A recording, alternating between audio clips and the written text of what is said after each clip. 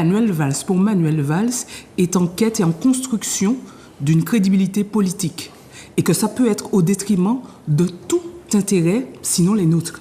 Une visite éclair, complètement conventionnelle, complètement traditionnelle, qui met dos à dos les intérêts régaliens, les intérêts endémiques, ne nous donne pas, dans cette démarche, l'intérêt éventuel, potentiel, et aussi minime soit-il, des deux missions qui nous sont données aujourd'hui dans le temps. Le passage de Manuel Valls ne nous laisse pas plus d'enseignements que de signaux très peu favorables à une réconciliation dans un cadre de défiance politique. On va être très clair. Je veux dire, on n'est pas à un stade où on ignore tout simplement que Manuel Valls, pour Manuel Valls, est en quête et en construction d'une crédibilité politique. Et que ça peut être au détriment de tout intérêt, sinon les nôtres, en vérité.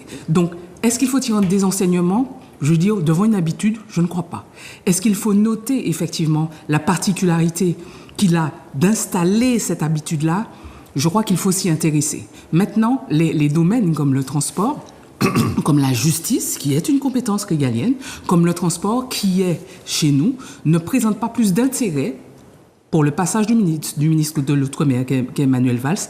Et ça, à part le déplorer une fois de plus, que peut-on y faire ? Voilà le signal que je crois qu'il faut véritablement prendre en compte et à la limite, nantir d'une interrogation populaire. Vous avez entendu d'ailleurs, quand on lui parle de continuité territoriale, il dit attention, l'exemple de la Corse n'est pas à retenir. Bien évidemment. Ouais, parce qu'évidemment, il sait très bien que la Corse, 300 000 habitants, comparé à 3 millions d'habitants dans les Outre-mer, évidemment, la note n'est pas la même. Mais au-delà du rapport national, parce qu'effectivement, on sait bien que cette similarité, en tout cas ce vœu de similarité sur les gestions corses ramenées à nos réalités insulaires, à nos réalités insulaires, plus particulièrement martiniquaises, ne écorcherait certainement beaucoup plus qu'il nourrirait l'agenda, non seulement de M. Valls, mais du gouvernement en particulier. Je ne crois pas qu'il soit nécessaire d'en faire la démonstration. Il n'empêche tout simplement que nous avons aujourd'hui ce défi de considérer nos réalités martiniquaises, non seulement dans un rapport national, mais bientôt dans un rapport supranational. Parce que non, la question de l'identité martiniquaise reste, mais la question du RUP, donc de la région ultra-périphérique, se pose de façon de plus en plus pressante. C'est-à-dire ? Aujourd'hui, on a un litige sur l'application du CSE, de la fameuse charte sociale européenne, qui se porte, qui va encore nous donner le défi séculaire de faire prendre en compte nos spécificités endémiques.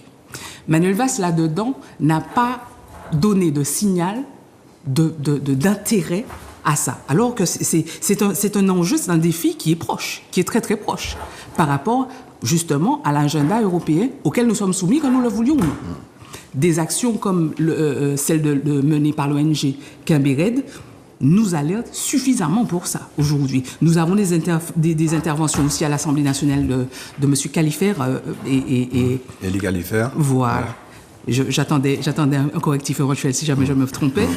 Nous ramène aussi à cette réalité. Ça veut dire tout simplement que devant une visite éclair, complètement conventionnelle, complètement traditionnelle, qui met dos à dos les intérêts régaliens, les intérêts endémiques, ne nous donne pas, dans cette démarche, l'intérêt éventuel, potentiel, et aussi minime soit-il, des deux missions qui nous sont données aujourd'hui dans le temps, qui sont la représentation nationale de la Martinique et la représentation européenne.